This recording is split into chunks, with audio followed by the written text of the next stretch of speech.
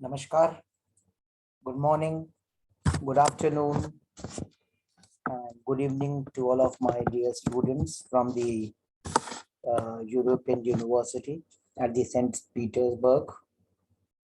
Also, a very namaskar to all of my colleagues and to all those who are a part of this presentation and who have taken out some of their valuable time in listening to this and watching this lecture. My name is Dr. Sanjay Tewari. I happen to be the managing committee member of the Indian Sociological Society. This is the apex body or topmost body of the sociology professionals here in India. I also happen to be the honorary director of the Uttar-Pradeš Athletics Association. When I talk about Uttar-Pradeš, it means Uttar-Pradeš happens to be the biggest state as far as India is concerned. I also happen to be the state coordinator of the International Association for Athletics Federations and their Kids Athletics Program of the Uttar-Pradesh chapter only. I am a national technical official of the Athletics Federation of India. I have officiated in many national and international games such as the Commonwealth Youth Games, Commonwealth Games, National Games, the Khelo India Games, etc.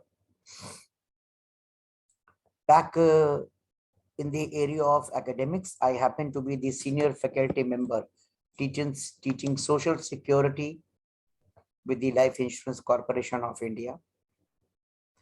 And I have a managerial exposure of over 32 years and an exposure of technically officiating within the athletics arena for almost now 15 years or so.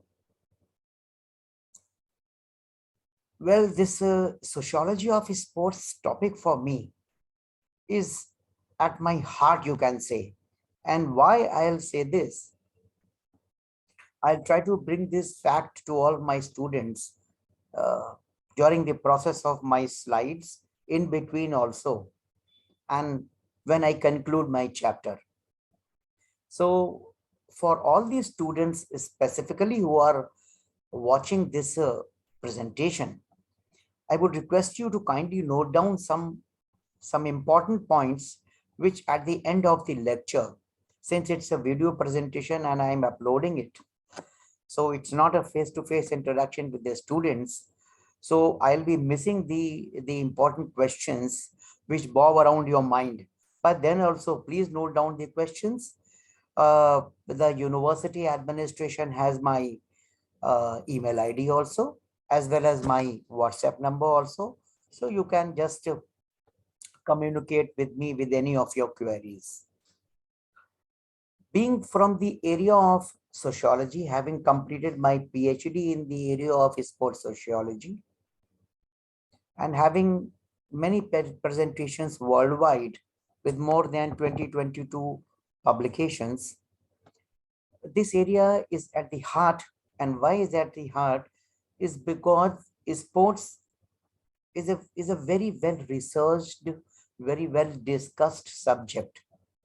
But mind it, sports has been well researched and well discussed in western part of the globe, but when it comes to Southeast Asia, and specifically when it comes to our part of the world, means India, which has galore means which has plenty and plethora of opportunities for sports officials all around the world to take up sports as a part of their research in India, is yet to be explored.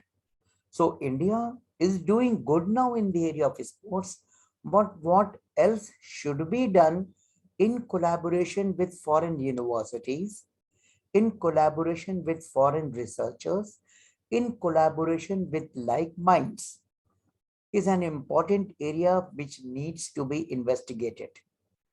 So when today I talk about the sociology of sports, I talk about sociology as a discipline and sports as many sub-disciplines and one sport as a discipline, such as we have gender, we have family, we have other institutions, we have marginalization, we have diaspora. You can say we have gender studies, we have leisure studies, we have family studies, and we have kith and kin studies, we have migration studies. In the similar fashion, we have the sports sociology, sports studies, which need to be investigated and studied with a sociological mindset.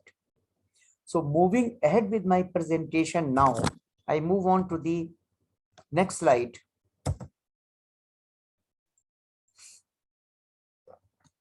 And before moving to the next slide, I would just like to point a very important and pertinent question once again. Please do not undertake this presentation kindly. Please do not undertake this presentation as one which is only circumvented or circled or centered around India. No, it has a lot to do about the sport practices which are currently in run all over the world. And since our European university is, you can say, is a hub now, is developing into a hub, has already developed somewhat into a hub as far as the other subjects of anthropology or sociology are concerned. And since we are intending now to create a hub as far as the sports studies is concerned, with the Russian backdrop and a European backdrop, hence this presentation has an international mindset also and some Indian context also. I would like to put it over here. So we can just mingle these things over here, and then I'll move the presentation ahead. Naturally, sports gained its momentum after the United Nations somewhat and through its agencies tried to focus more on sports. I do not know what is the relevance of United Nations in today's time and how much is it important. But a time was there when whatever the United Nations spoke, researched, focused, or investigated and propagated was seen as an important element. So what I intend to say that not only in the past decade, but over the past 2 or 3 decades, the United Nations agencies, many, you can say, international sports federations, and my area basically is athletics.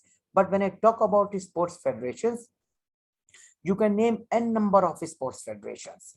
And there are many other non-governmental organizations in various countries who were propagating and trying to develop something in the area of sports. And naturally, many governments, many national governments also, they focused on sport as a means of development, not only physical development, but overall development. The crucial or the important logistic which has to be attributed or given is documented from the studies that under acceptable and appropriate conditions. Now this appropriate word is a tough word. Appropriate means apt. When I say apt, apt is in many terms. It is in economic terms. It is in you can say economic and financial terms. It is in terms of viability of a nation to sports, to promote sports, because we have you can say many areas in which countries try to focus, have their priorities and focus on some other issues. Sports maybe is there in their agenda, but it usually takes a back seat. So the crucial and important rationale which is to be attributed and given is documented from studies that under good conditions, physical benefits of the sport, such as naturally prevention of diseases or maintaining a good health, and lessening of likelihood of unhealthy practices, such as we have back in India, we have the National Anti-Doping Agency or controlling their drug practices and use of unsafe sex. Then the potential to affirmatively influence the mind of people and the social thoughts of the people, and how to integrate and include all the segments of the people, whether they have some specific disabilities, whether there is any gender discrimination in the form of the women and girls, or whether it is enhancement or the augmentation of the self-esteem of a person. And naturally, when a self-esteem of the person grows up, it not only adds to the personality of that particular individual, but also adds to the personality and growth of that particular region, or that particular state, or that particular nation, or overall the globe. And in this process, sports has been documented that it does increase the social fabric and bonding of our society. And what is sociology? Sociology is basically a study of the society itself. Now, the level of the development of a country, of a state, which initially was thought that only a country which is economically strong will be strong in all fronts. That was the concept or the mindset which was prevailing, say 2 or 3 decades or a decade and a half back, only in terms limiting itself to independence on, or a dependence on, means if in case a country was strong enough industrially or agriculturally or some strong service sectors. Now this, as I have stated, is witnessing a great shift. There is a shift in this pattern. The idea that well-being of a country only on the pretext of financial terms was challenged by the United Nations declarations on the right of development. That was way back in 1986, as stated 3 decades previously. Now, development, what we say when we sociologists study development, so development is an elaborative and comprehensive, and you can say a mix or blend of many factors. It is not only financial development. So development is a comprehensive economic, social, cultural, and political process. Without politics, you cannot think of development anywhere, which aims at the constant and regular improvement of the person, for me, for you, for everybody, and of the vis-a-vis the entire population, and of all the individuals on the basis of their active, free, and specific participation in development, and the equal distribution of the benefits which are a residual of this participation. Now, perhaps when we talk about development, there should be a talk of sport. Studies are there. When we talk about development, we say sports. Okay, come on, let's play sports. When I talk about sports, it does not mean only specific sport, only witnessing some or playing some or observing some specific sport. It also intends to say witnessing some specific physical activity also. So sport implies or intends to all kinds of physical activities that contributes to the physical health of me, to the mental health of me, and to the social interaction between each other, such as structured or competitive sport, means physical activity, as well as if in case we have an organized sport. We have the athletics in a particular region, we have the Commonwealth Games, whether we have the Olympics, blah, blah, blah, or competitive sport, or whether it is a play, or whether it is a recreation or leisurely acts, and or indigenous games, you can say, the traditional games which used to be played by our fathers, forefathers, and more generations previously. This was a declaration of the European Charter.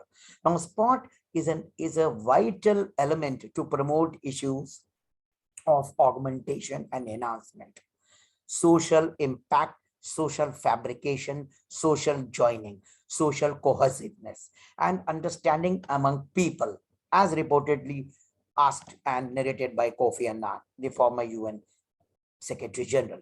Now it promotes a very healthy living being, which can be better described or more specifically described as the capacity to utilize well the intrinsic and extrinsic, whatever inherent resources I have or whatever resources I can get from the society, how it is to be utilized within each dimension of life. When I talk about each dimension, that does not mean only limiting itself to a specific sport, to a specific gender, to a specific age group, to a specific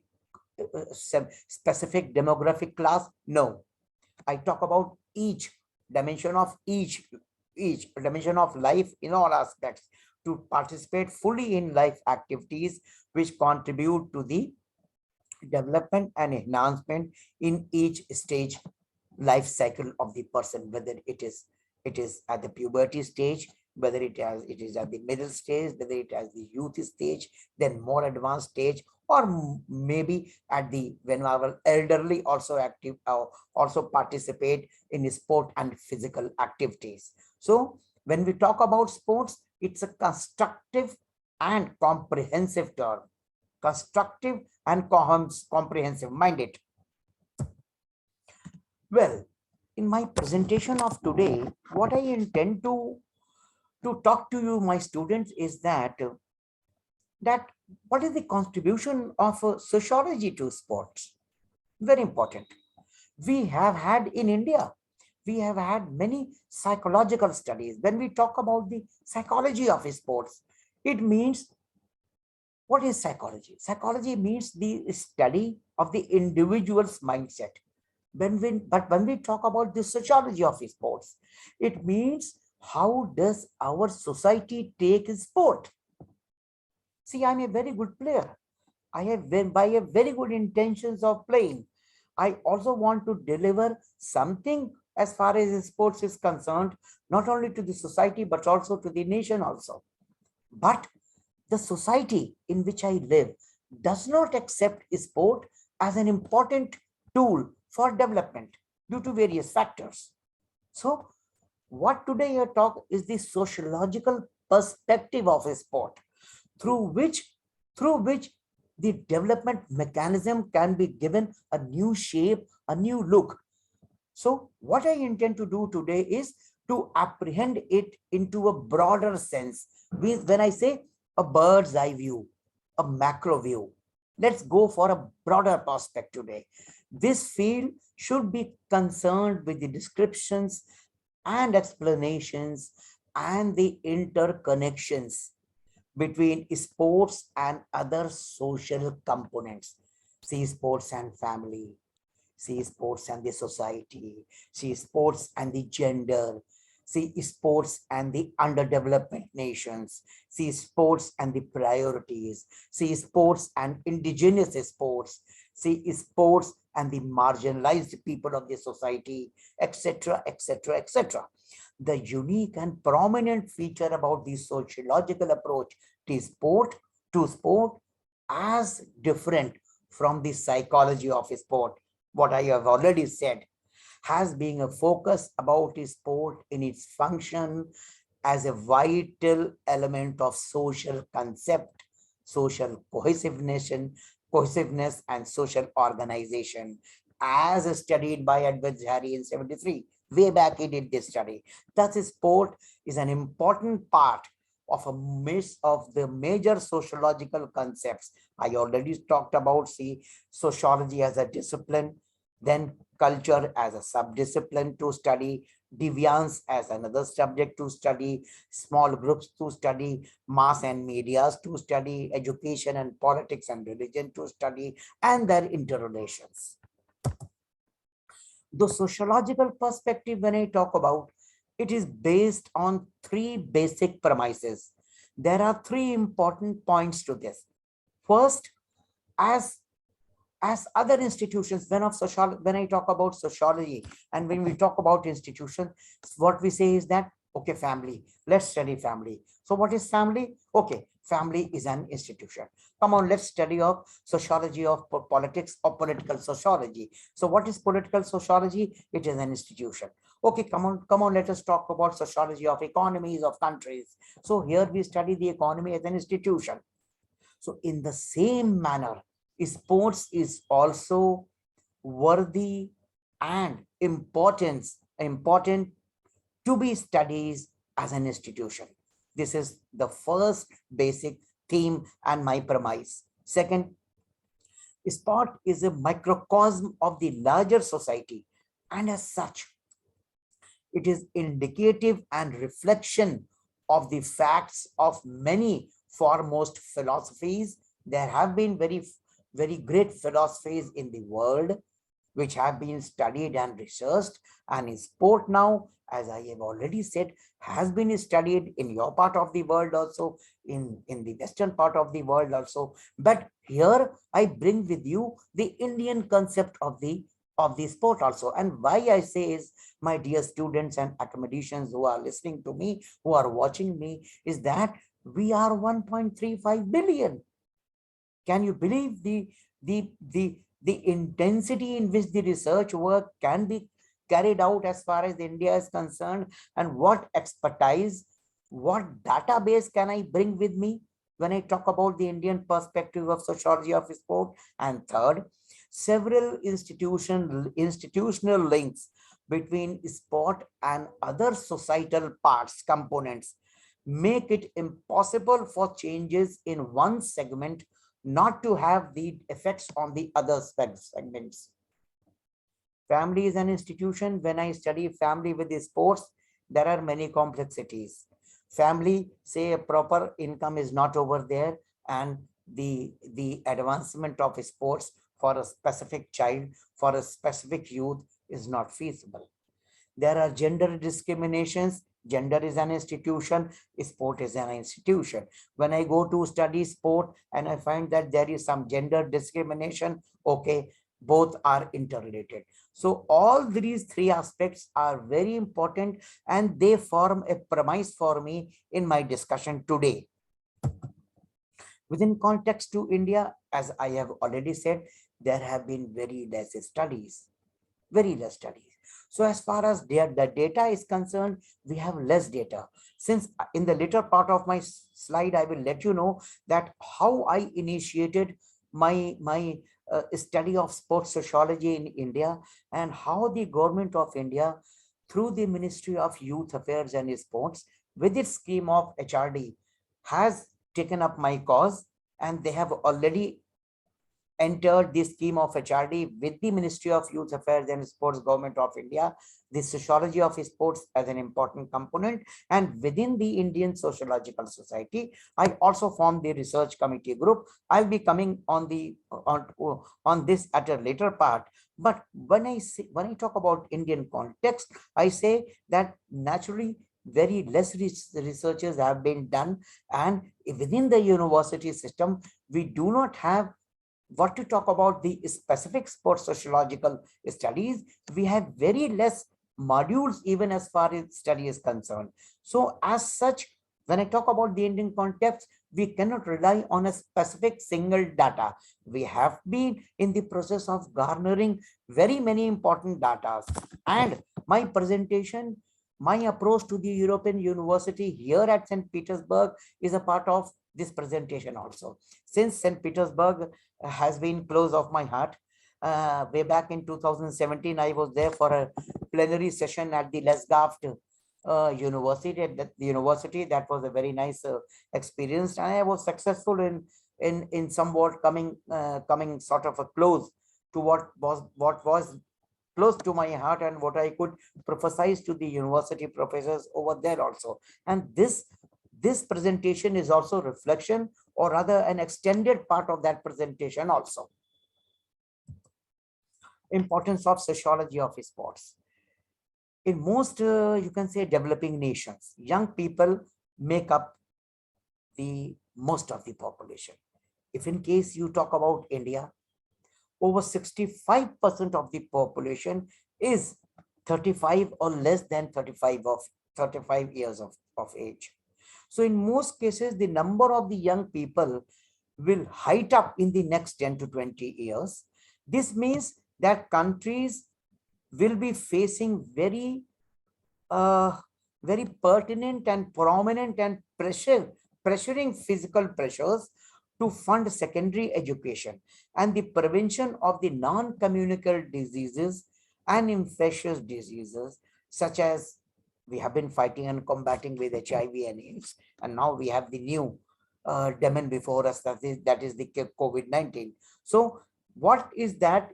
What is the perspective is that there are large number of opportunities for our youth, which provides an historic opportunity to study sport, not only for their self-development, but also for the development of the society in order to create a hygienic and healthy atmosphere so that we can stay and live in a very viable position, very viable situation, which will be good as far as the existing of our societies is concerned.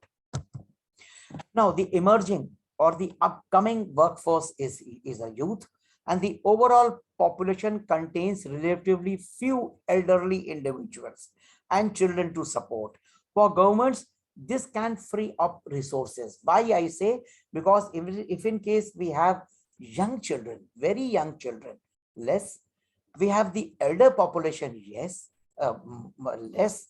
So what will happen is that the resources which we are putting towards infants or young children and the resources which are being directed towards the elder people can be directed towards this emerging young emerging people and the youth, our youth also. For governments, this can, as stated, free up resources to invest things like the human capital that yield or that render us, that give us good returns. To maximize the opportunity this young generation will present, it is important to invest in today's children who will be your youth for the tomorrow.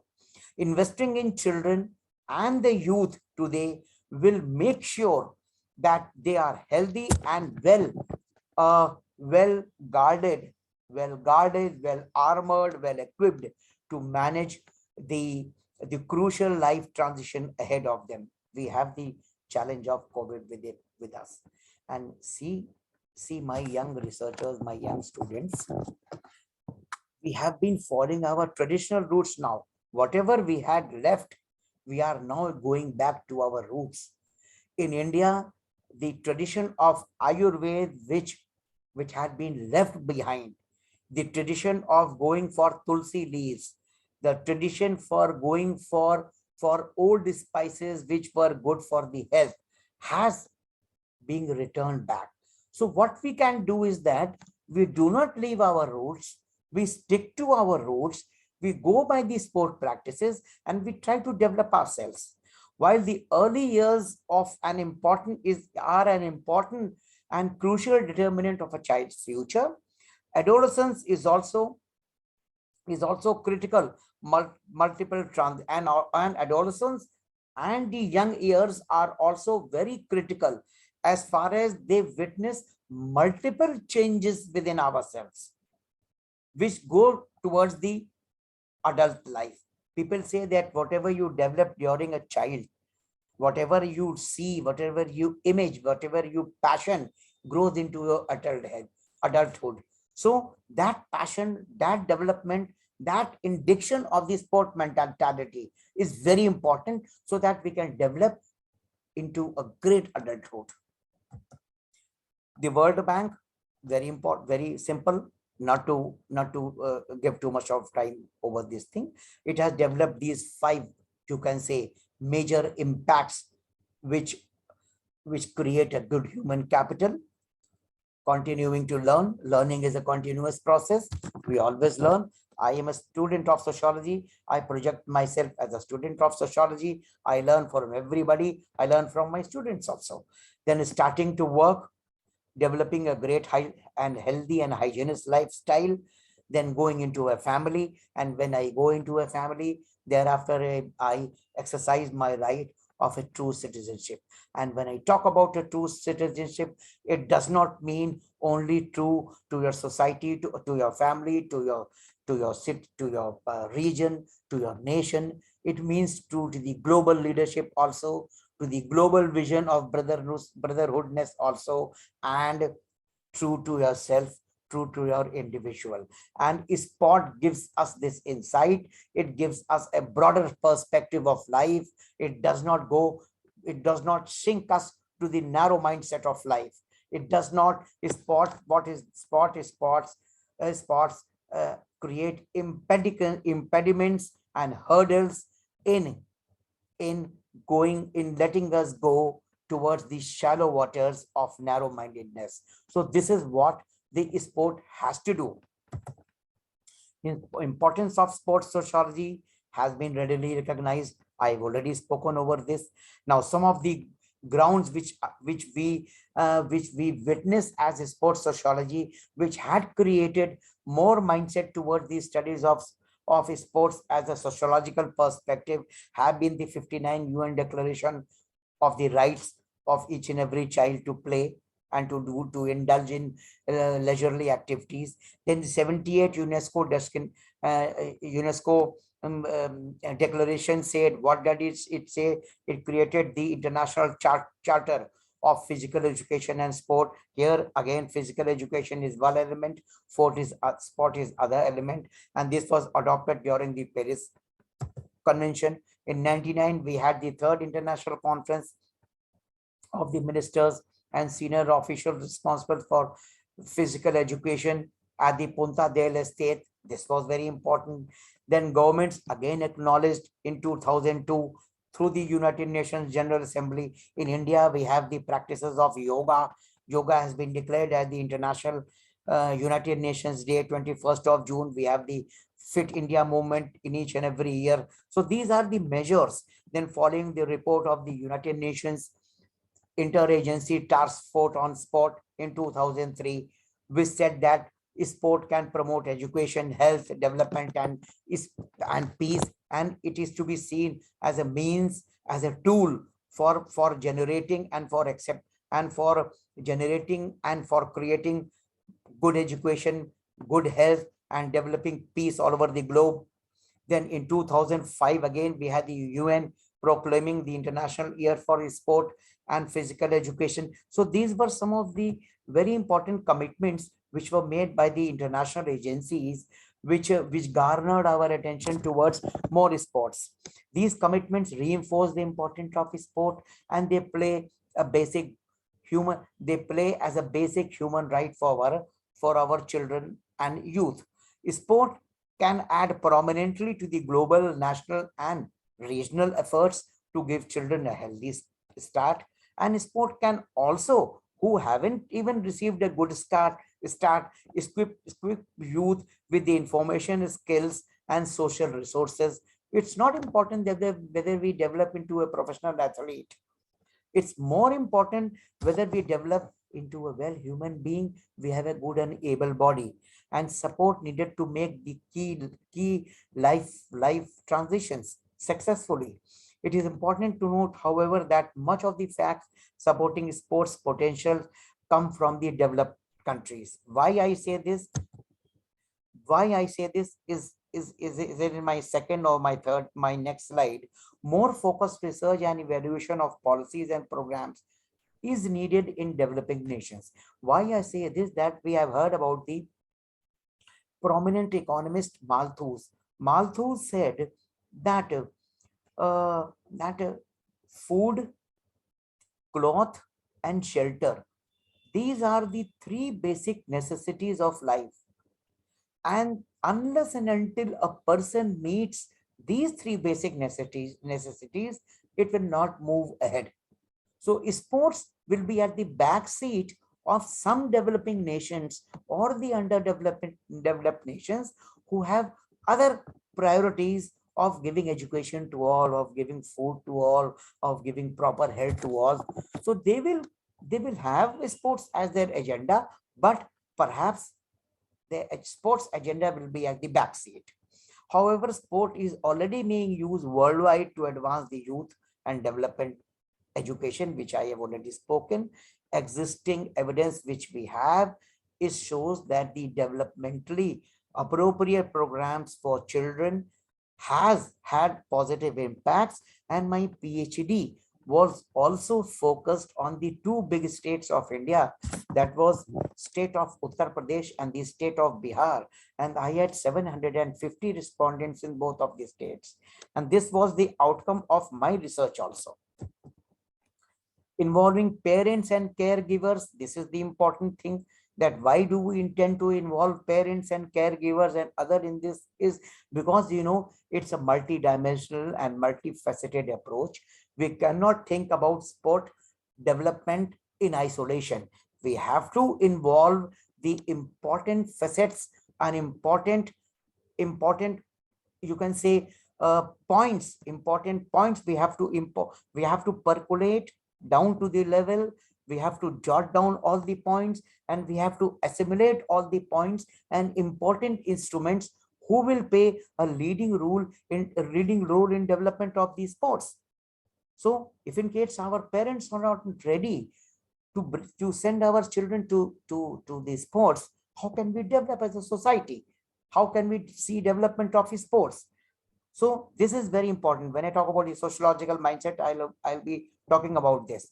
So the role of sport in important crisis management, social development, and community building, societal building has increased vastly and tremendously over the past decades, and countries all the globe have started concentrating on this vital issue because they think that it is the process of social upliftment of their societies also. Countries have empirically observed that a sporting nation is a strong nation. Example of countries such as the US, Russia, UK, etc. were before us, and they have continuously maintained their standards. But when I talk about the economic concept, that a nation which used to be powerful in economic concepts is now changing and getting backbenches. We have small nations also, such as Japan, such as Korea, who are performing really very well. We have the example of Kenya before us, who have been performing in the area of sports very well, and they have caught up the eyes of the globe now. So the secrets of the success are coupled with the coordinated efforts of various agencies involved. When I talk about various agencies, it involves everybody. It involves public-private partnership. It involves the private universities. It involves the private universities. It involves the government universities. To say it involves all the stakeholders, whether they are the coaches, whether they are the judges, whatever you can say. As compared to the progress of these nations, there has been little progress as far as our government is concerned. Previously, the government of India had made some attempts. Here is the small, I'll not go by specific items, but only in 87, we had the Amarik Singh committee, which spoke something about the performance of India in the 10th Asian Games. There was a committee report. It piled up. Nothing could be done. Then we had the M.M. Rajendran committee in 91, which studied the sports and all of its schemes. Now, what happened gradually is that initially sports was purview of the state subject, but now it falls within the purview of the union government under its residual powers, and we have the Ministry of Youth Affairs and Sports, which now looks after all of this. These are constitutional things, not to go by it. Sports culture in India is now being analyzed as one of the prime issue, and it is now being analyzed. It was not being analyzed previously. Why? Because we had some other priorities. India had some other priorities. So how sports and identity can be hooked together? Sports and a particular person's identity, how can it be assimilated together, is now relevant and very important. Research directed, why I say at between the parents and their children is important, and that was a part of my study also, because we ought to study the mindset of our parents, whether it is the study of sports in Russia, but it is the study of sports elsewhere in the world. Do we study the mindset of the parents? No, perhaps less. Functions, aims, and body of the knowledge. and its relationship to the practice. Sociology of sport, while grounded in sociology, I've already spoken over this. Why I say is that sociology as a discipline, and in addition to sociology, the work in this field, when I talk about sociology of sport, it does not mean only sociology. It talks about the history of the sports. It talks about the politics of sports. It talks about the human geographical and boundaries of the sports. It talks about the indigenous and anthropological games of the sports. It talks about the social psychology or the individual mindset of the sport. And most importantly, of the financial constraints of the sport. Every government has a budget for these sports, and it promotes sports to a particular level after ascertaining its priorities. And as sociologists, we need to impress upon governments now to focus more on sports, because in the long run, we want to develop a very healthy, hygienic, and broad-minded society. Also, the new offshoots of sociology, we have new sub-disciplines now. We have the cultural studies, we have media mass studies, we have the political sociology, we have the sociology of sanitation now, better health now, many types of gender studies now. Gender studies have also been bifurcated in many areas. We have the sociology of doping studies now. That means there are many interconnections. Aims of sociology of sport, I've spoken. Students can go through these slides. I've spoken in length over all these things. So I need not repeat all these things. These are some very important points. Please note it down. My presentation will be there. But critically, let me tell you one thing. To contribute, if in case we go to the last point, to contribute to the knowledge base of sociology more generally, and also to formulation and formation of a policy that intends to make sure that global sport processes are less wasteful of lives and resources. And when I talk about this, there are many residual things. See, we used to build huge stadiums. After Commonwealth Games, we used to build huge societies, huge villages. What are the residual over there? Okay, after the sport, we developed some housing societies over there. We sold those things to the poor fellows over there. So here we have the sociology of urbanization and modernization over here. We had the sociology of housing over here. So as a sport, we had many other residual subjects to study. So this is the basic thing what we intend to study. See, to examine the way in sport responds to the social changes in the larger sociology, and to describe and explain the emergence and diffusion of sport over time and across various societies. Since decades, we had indigenous games, how those indigenous games were important and how they shaped that during that part of their period, the societies then, and how these indigenous games now can do something to add up to the basket of today. Archery was not there, archery is there today. Kabaddi, what is the kabaddi? What is the kho-kho? We have many indigenous games. So how these indigenous games can add to the basket? There are many things which aims to be studied. Sociology of sport also seeks to critically examine the common sense views about the role. Common sense means what the general mindset says, not only an academician's mindset, what the general mindset says, the role and functions and meaning of sports in different societies.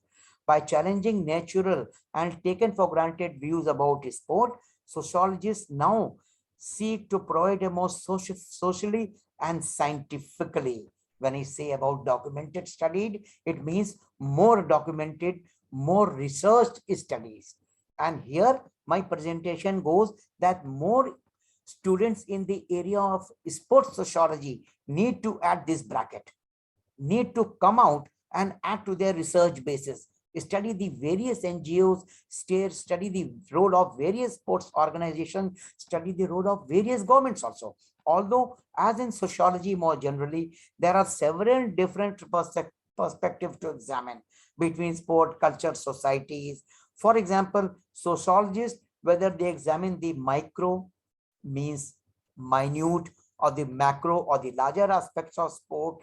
They seek to embed their research in the wider and more structural context. This is very important point. In context to sport sciences, sociology of sports seek to generate knowledge that will contribute to human development as opposed to performance efficiency. I am not a kinesiologist. I am not a nutritionist. I am not you can say a coach. I am not a sports psychologist. I am not a sport managerial person. I am not a tutor of sport. So my intention is not to increase your performing an athlete's performing efficiency. That is the part of a different segment. My role as a sports sociologist is to develop that human context, that human development. How can sport help in the overall development of that individual? That is, sports sociologists, they seek to critically examine the cost, the benefits, the limits and possibilities of today's sport for all those involved, rather than focus on the athletic abilities. Athletic abilities is something different. So here, my students, please don't intermingle and blender and mix physical education with sports sociology. Both are different issues. Those sociologists working with sociology departments examine sport in the same way they would like to examine family or law or medicine or education or politics or anything. Sociology of sports therefore seeks and intends and discusses and tries to portray a narrative not only to contribute to the sociology, to the further discipline of sociology, but also to the recent trends and changing sports world. With respect to the racing latest trends, the research seeks to debunk, delimit, throw away the popular myths and popular fantasies about sport, critically appraise, critically examine the actions of those more powerful groups involved in sport and inform social policy towards sport. When I talk about those powerful groups, I talk about those politicians who are there in sports, who do not have idea about the real terms of sports. I talk about the long talk that sports federations do.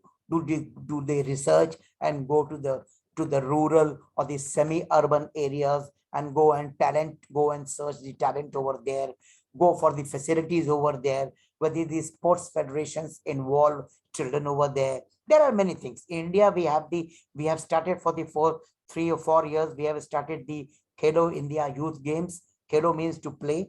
Khelo India Youth Games, it's a nationwide drive. I have been a national technical official of these games for the past 3 years in continuous, 19, 20, 21.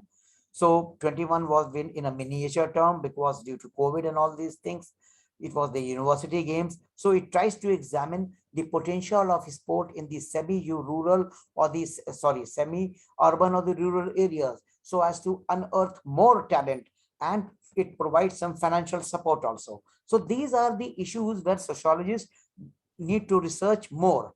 Body of knowledge, not to talk about much. We have the ISSA, International Sociology of Sports Association. Previously, it was the International Committee for the Sociology of Sports. We have regular, each year we have the international conferences over here. As far as the World Congress of Sociology of Sport is concerned, we have been associated with this body now for the past 13 years or so. I have been chairing their sessions for past many years, whether it was Budapest, whether it was way back in Cuba, then way back in Lausanne, or very many areas. So these are very, very small, very pertinent areas where the body of knowledge of sports sociology can be assessed. This is only a symptomatic type of view to you. It's only a cursory view. I can give you more of this afterwards. On the basis of this subdiscipline, this subdiscipline has now developed a great understanding of how people become involved in sport, what are the barriers, whether they are the gender, whether they are economical barriers, whether the class, whether we are the racial barriers, whatever it is. So it tends, in addition, these scholars have developed now, if not considerable, but then also I can say vast knowledge about how sport can act as a mediation between other contours of political economy, and they can be bound up in a total identity of the global politics. Over the last 30 years, theoretical and empirically based case studies have been done, most part of the Western world, mind it. Subdiscipline has various edited works. We have the in the North America and Europe also.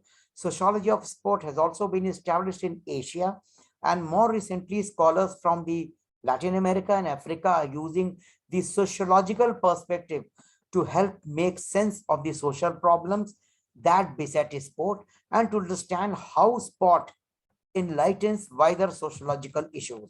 Relationship to practice is very important. Mindset is very important. Sociology of sport, as noted, it seeks to contribute to our understanding of the sports, and sociology of sports thus try to intend to study that sport as a residual and its resources do not get waste. By offering expert advice to the governmental agencies, I have been instrumental in inducting the scheme of HRD within the Ministry of Youth Affairs and Sports. Now, all the accommodations in India can get financial grants, can get publication grants, can get grants for the conferences, can get grants for the projects. So this is one area by initiated, and the government of India agreed to it, to go for more sociological studies. So in such areas of drug addiction, of violence amongst women, some more education as far as in the area of health is concerned. So then advocating the athletes' rights, of social rights of its rights and responsibilities. When I talk about rights, I effectively talk about the duties also, to providing research for groups who seek to challenge the basic concept of inequalities in gender, class, age, and disability, and particularly as far as the accessibility to sport is concerned, to resources is concerned, and the status which determines a basic element and crucial element of entering into the area of sport.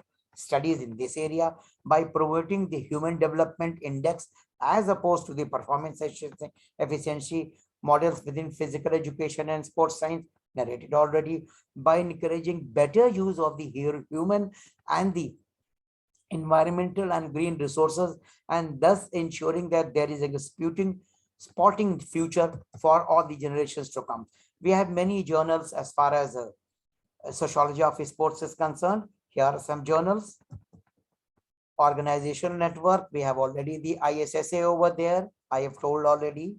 There are the ISSA has more than 500 members. The ISSA is there in the western part of the world. I am also a long time member of the North American study for the sociology of sport, that is NAS. This is also one area. Then we have the ISSA objectives. Naturally, those objectives which I have spoken over it are narrated over here. This is very important, pertinent within the International Sociological Association. We have the research committee number 27. That is the sociology of sports. You can get more over this over here. There are many research committees within the ISA, and ISA research committee 27 is basically in the area of sociology of sports, and it is a sister concern of the ISSA only. At the national level, I have already said that much needs to be done. And sociologists in India, why I say is that I try to indulge in the area of sports sociology is basically in India, sociologists were somewhat disinclined as far as the sports sociological studies were concerned. Why? Because they had many, I'm not saying something bad about them, but because they had some more priorities as far as sports is concerned. They had to study gender, they had to study poverty, they had to study discrimination, they had to study marginalization. So they had their own priority areas, but At the national level, now there is the recognition for tremendous recognition for potential in the area of sports is now being tremendously recognized, and thus the role of sociologists today is assuming more significance and more importance. As a sociologist, now the students who are sociology students, I am coming to this specific part. I have researched two basic sociological thinkers. They are Bourdieu and Giddens. Bourdieu has done much work as far as the practices of the body is concerned in the area of sports. And his study in the area of sports is sociology gives us a discursive and narrative construction of social practices. His social approach to the study of sport, which is a subdiscipline of sports sociology, and the element and extension which it offers to those studying and narrating and discoursing into the social dimensions of sport and physical education have been widely recognized by Clement Zarvi, de France, all in 1994, 1995. You can go by this book. It's very important, and a very pertinent note of Bourdieu's collections is over there.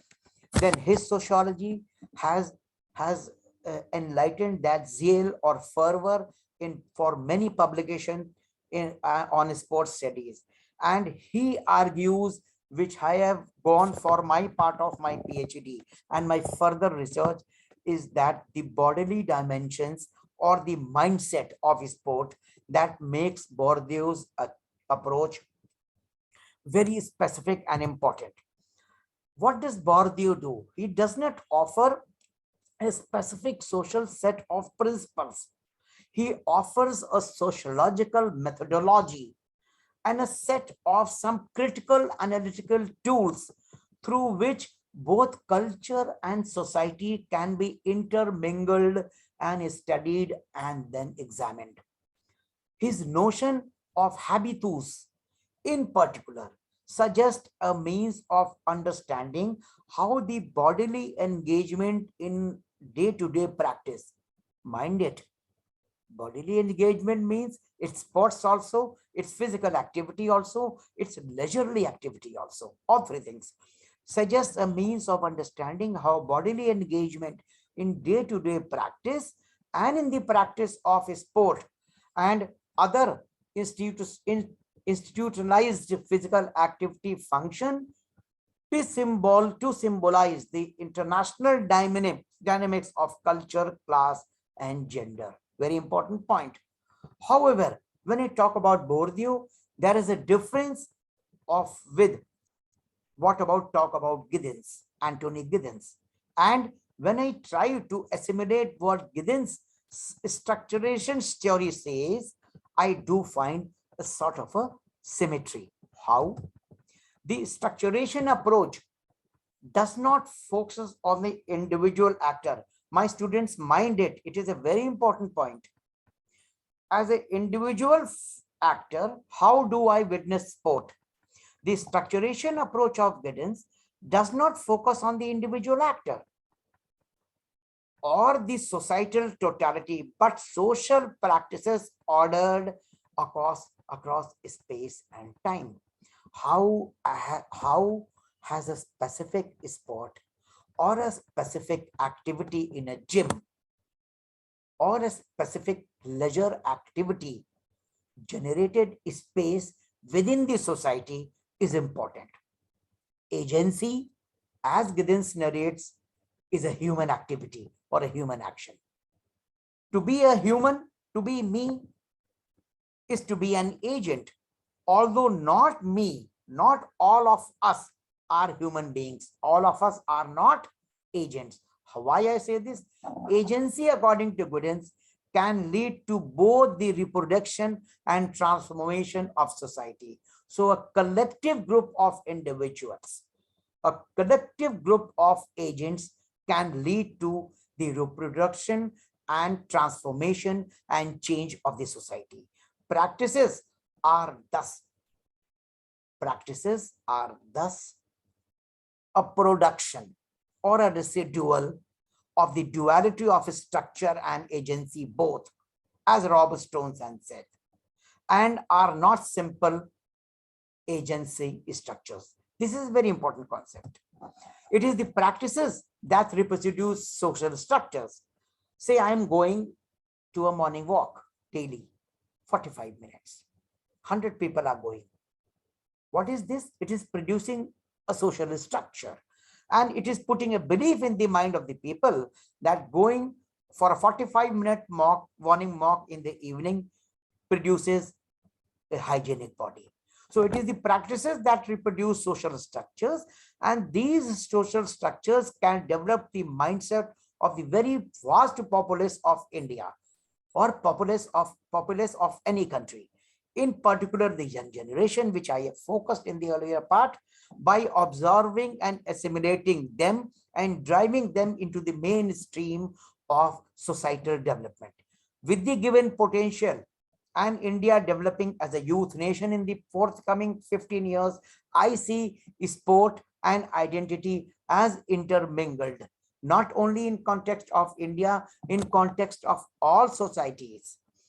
So there are very many DEAM projects. One of my DEAM project is before you. I'm trying to narrate what sports sociology can do, what sports sociology, how creation of the sports centers within the universities can change the mindset of the people. How can students lure more towards sports sociological studies? How can sports sociological studies get them the bread and butter for their life?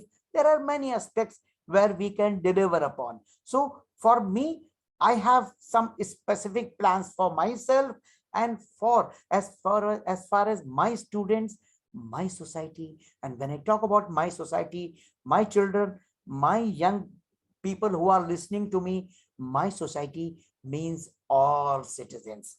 I believe in global brotherhood. I believe in global fraternity. So in India, we call Vasudhaiv Kundupukam. It means Kutumbukam. Kutumb means a family. Vasudhaiv means the whole universe. The whole universe is one. It is a brotherly. There should be a brotherly approach. So this is very important. Well, now to the last part of the slide, I can say in 2014, I developed the ad hoc group on sociology of sports within the Indian Sociological Society. It has now developed into a proper research committee. We have more than 55 to 75 presentations each year in the annual conference. I take this part in inviting all of you for the 46th All India Sociological Conference. It's a virtual conference organized by the University of Mumbai with the Indian Sociological Society. I, in my role as a sports sociology and founder of the sports sociological group, and in my role of the board member of the Indian Sociological Society, invite all of you to be a part of this research committee and put up your papers for presentation. So this is one part. I have already told you about the government of India. What are the lessons learned? Hurriedly, by naming the International Year for Sports 2005 and onwards, we saw the ball set rolling in the area of sports sociological studies. Then we saw that the potentials that exist within sport are those that can help with fundamentally different views of the world, perhaps based upon opportunities to encourage trust, obligation, redistribution, and respect for sport in a more socially oriented humanitarian world. We go to each other countries, we play sport, we bridge the gaps between societies. I try to come to St. Petersburg, I try to come to Moscow, I go to Britain, I go to Europe, I try to learn their cultures. People from there, those cultures turn to our place, they learn our cultures, and in the process, we go towards the more socialization of the thing. Well, we have the Susan Sontag novelist 2002. One said that any novel worth reading is an education of the heart. It enhances your sense of human possibilities and what human nature can be. Does this make sense in relation to sport? Does it fulfill its dynamics to expand one sense of human possibilities, to delight, to inform and transform the worlds we live? Yes, it does. While it is important to explain and understand the financial, social, historical, physiological, psychological, and many other explanations of the what sport can do for society, the more significant intellectual and practical questions often start are born from questions related to the social change. This is what the sociological perspective of sport studies can do. To ignore the capacity of sport to assist with social change is not an option, particularly for my students, for the teachers and researchers of sport, all of whom have the capacity and the platform to act as public intellectual. Earlier President Professor Michael Burove, he talked about, he was the international sociological president, Professor Michael Burove. He has the concept of political sociology, but he says that the broader discussion relates to the capacity of sociology to address various sociological issues, and sports is one issue. As stated previously, we have the sports sociological studies in India already enrolled now, but I am in search of for more context as far as sports sociological studies in India is concerned. And so, my young gentlemen, ladies and gentlemen, I am in search of different perspectives of sports. I am in search of more data of sports studies so that I can then garner both these things and put up to the world some more studies. Through my 20 or 22 or 23 publications, I have tried to emphasize in this area, but a lot yet remains to be done. Recommendation, and I would like to conclude my presentation today now. It is for the first time that the sociological sports studies in India has started, and to me, it addresses the importance of human beings in sport rather than the sport itself. Very important concept. Here, the mindset starts. Thus, along with the vigorous and multi-dimensional economic and social reform, Indian sports policy will be encouraged to undergo a substantial change. If in case you say that what will I earn through this presentation, maybe my presentation will be read, studied, watched, researched by many. Maybe I can get many comments, many things over there. I can perfuse my knowledge more. I can impart my knowledge more. I can get some knowledge more. So the contribution which I intend to deliver to the policy makers after this presentation, before this presentation, prior to my publications, after my publications, through my foreign grants, through my foreign visits, is as follows. Despite the growing number of actors and actions promoting sport activities, it remains true that few of the young people are used to sport practices in India. I do not know what Russian data talks about the involvement of youth in sports. Do youth involved in sports go for a sports career? Do youth involved in sports take it as a lifetime opportunity? Do youth involved in sports continue to take youth as a leisurely activity, sports as a leisurely activity, or the means of lovely livelihood? These are some practices which needs to be studied. The present need and objective of the study can be satisfied if it develops quantitatively and qualitatively both. Quantitatively, you have much elements here in India. Qualitatively, you have much data available, specifically in search of new patterns and bold individual and collective research ventures, say the Russian venture, and integration with related anthropological studies, historical studies, economical studies, etc. The social political situation of the states of India is responsible for underestimation of sports. Naturally, we have other priorities. Times are changing now. The value of this work embarking on the problems will be important.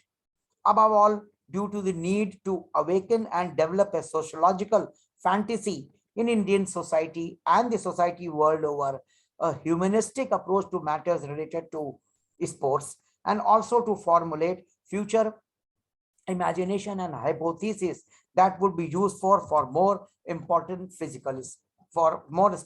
important sociological study. The physical culture dash society, wherein social aspects of physical culture will be studied, shall lay emphasis in further studies. I have already spoken over this.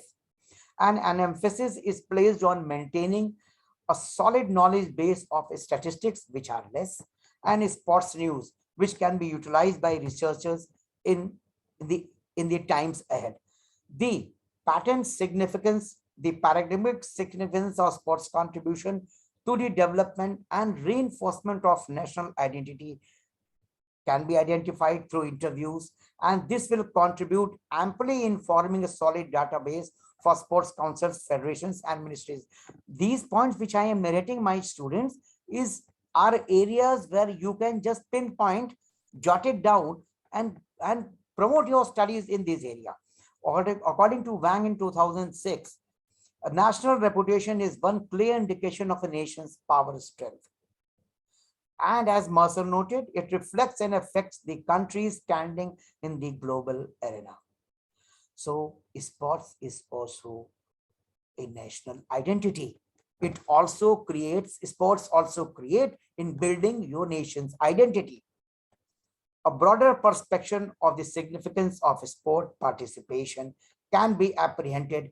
We can go to the society and examine that how many more people, how many more youth, how many more infants or small children, how many more youth, elderly people can be enforced. The IAAF Kids Athletics program is only this aspect of study, which I am doing here in the state of UP. Kids Athletics program is trying to insert a team spirit among the children. We do not give individual medals to children first, second, third. We try to develop a teamwork over there. So that is what Kids Athletics is doing. And a shift from sport participation as an exceptional behavior to sport participation as accepted. Sports not only as a leisurely concept, but as a concept which has to be accepted by our parents, by our society also. You know what happens is that a child says, Daddy, I want to go to play. Oh, you will waste your time. Come on, okay, half an hour. Now, this is an exceptional concept, and a father says, yes, you have to play sport for 2 years, for 2 hours in a day, and you have to develop your athletic abilities. This is an accepted and behavior, and accepted and even normative behavior will be the likely outcome as hypothesized. And this pattern shift, great shift in stances will help the government in designing a policy of sports for all. In inclusion, to conclude, the study of sports sociology is designed to set the ball rolling in field of sports in regards to the systematic examination of the social movement theories. This is very important. How to use this degree as far as job industries are concerned. As a sports sociology, those who major in sociology have many other areas they can go to build up their career as assistant professors, associate professors in very many developing agencies, as consultants, as a sports sociologist. Then as sports, they can go to the area of sports management, sports sociologist. They can go for vast sports nutritionist. Many areas are there where we can go, where we can design career paths. Now, how sociology prepares for today's global market? Very pertinent. Students should know over there that it is the study of the people and the society and how they intermingle and interact with each other. Discipline has a strong focus on finding solutions to complex questions through research, data analysis, and high-level critical analyzation. This means sociology graduates enter the job market with considerable advantage of knowledge, because the degree grants them an array or a cohort of practical skills that are valuable for many industries and careers. Today, very many industries recruit sports sociologists, sports coaches. So it's very important. Critical thinking, problem solving is developed. Your minds get sharpened. You can have data collection and analysis abilities. You have the interpersonal and cross-cultural skills. You carry from you travel from one state to another. You get to know their culture. You get to know the communicative skills. You develop the leadership abilities, how to dominate a particular sport. You have an access to the computers. Your research abilities are there, and there are many potential career paths, very many potential paths. It provides a sound foundation for you, and there are very many career paths as far as sports sociologists are concerned in the galore in western parts, in very many in other parts of the world. Sports sociology of sports, for the generation for the generation for the generation is very important. Many sports degrees, they offer placements, but you will still be expected to find your own additional work experience during your time at the university. This could be your sports club. You can go to the local schools for as a sports sociologist, some community projects for the youth organization or youth organizations. You can find work as a sports sociologist in various settings, range of settings, including some educational departments, some professional sports club, amateur aged sports club, some leisure centers and sports departments, some health and fitness centers, some residential camps for the youth and sports over there, some activity centers, some armed forces, very many army camps over there who called you for counseling and sports sociological purposes. There are very many national federation government bodies who hire you. There are very many national sports councils. There are prisons who appoint sports sociologists just to give lectures to our prisoners. And there are so many other things. Before I thank you, here are some references, and I request all the students to just have a look to those references. How could we connect sport, media, and consumption in Asia? We had Rao and David over there. We had John and Bart over there as far as the stratification or changing patterns of active sports participations among the elderly were concerned. We had Daniel over there, who nation, when I said that playing for a nation is developing that you can say that nation building, or that feeling for the nation. And he said that, Dad, can I play for my country, for my England? Then we have Raman, who talk about the sport as social recognition and social viability for the disadvantaged sections of the society. We had Grant, who studied sports as social changes. We had Barbara, who studied sociology of sports in Scotland. We had how the evaluation of urban society was there. We had Huan, who studied over there. We had Davis, who studied the sports knowledge as far as gender and masculinity is concerned. We had his Temple, who studied the adult participation, and he studied sports as a cultural capital of a particular nation. We had Vincent, who studied the fairness and employment in school youth sports. Then we had the Sage publications over there, which studied physical education, sociology, and sociology of sport. And this is a very important study. You must study over there, because here we have the clear demarcation between what physical education is and what sports sociology is. We had Harvey, who studied the sport and the changes which brings it to the world economy. We had Coach. We had studied the socio-economic analysis. We have Richards. We had Georgeses, who studied. We had Maxwell, who studied about how young people, when they enter into sport, and what impacts it bring about their socialization processes. We have very many important books over here. We had Coakley, who studied sports in the society. Bordi, I talked about distinction. We had talked about Hendricks, who talked about play, which has to be reconsidered and